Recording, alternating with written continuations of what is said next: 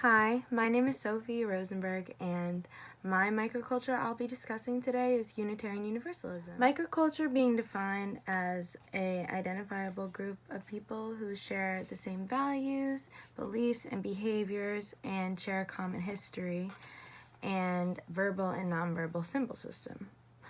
Unitarian Universalism is the perfect example of that, and it's actually one of the 8 general microcultures we discussed in class being a religion. So the beliefs of Unitarian Universalists range widely, including atheism, agnosticism, pantheism, deism, Judaism, Islam, Christianity, neo-paganism, Hinduism, Buddhism, Taoism, and humanism, and many more. So there are really no people that don't belong when they walk into a Unitarian Universalist church.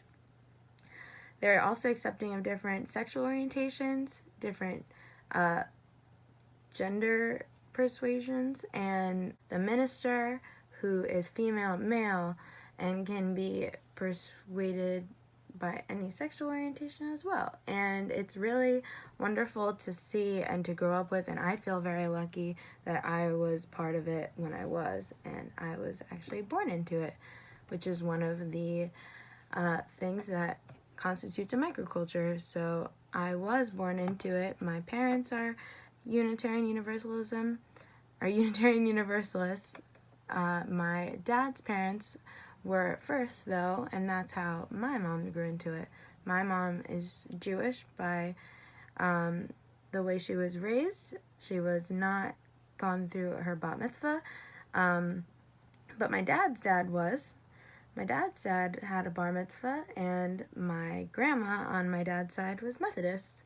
Put them together, there are not many faiths that accept all religions and don't preach just for one scripture and one confinement. So they found the Unitarian Universalist Church.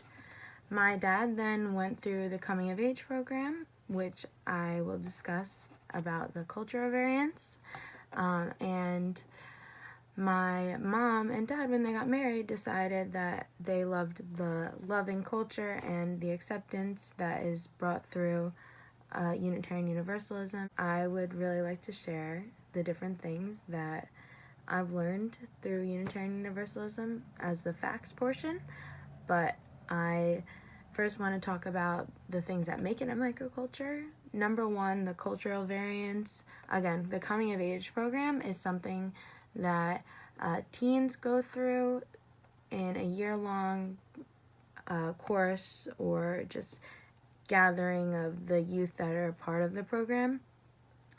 Every week or so, we all got together and we spoke about the things that made us different, the things that we believed in, the things that we were taught when we were younger, and really without much persuasion of any one person. It was just our shared experiences, and in the end of it, we wrote our own credo, which is our own statement of belief. The first being baby naming services. That's when parents and family members bring their child. It depends on how old. It's just when that child is then wanting to be introduced to the community.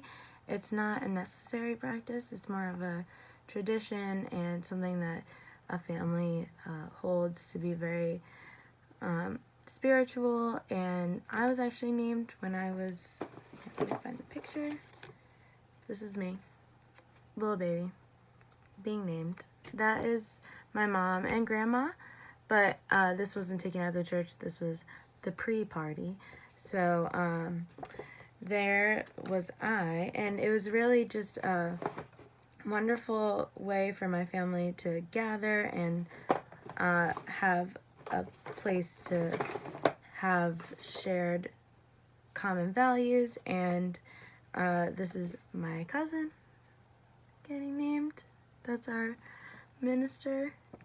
When I was little, and communication are interdependent, and the microculture of Unitarian Universalism has its own communication patterns, verbal and nonverbal, making it a microculture. So non-verbally, There's a lot of reassuring, just touches on the shoulder when we greet people, handshakes, and it's not common to hug people you really don't know, because the message of love is just so overwhelming, in my view, in a positive way, and just kind of shows the community. Closeness in the pews, and when there are open seats next to you, it's not common for people to just react with so much joy when someone sits next to you. Whereas on a subway bench, I can know that I have been given dirty looks when I walk by someone with an open seat. So that's different from the macroculture, I would say. And then another nonverbal cue that we learned when we were younger was this, and then everyone would do that when they wanted quiet and just open ears.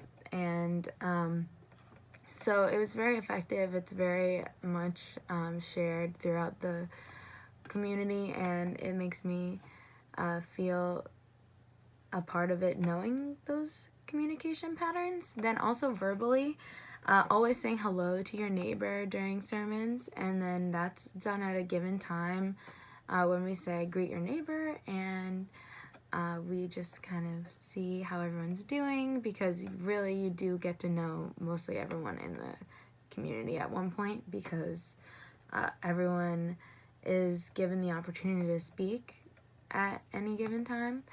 Another thing is there is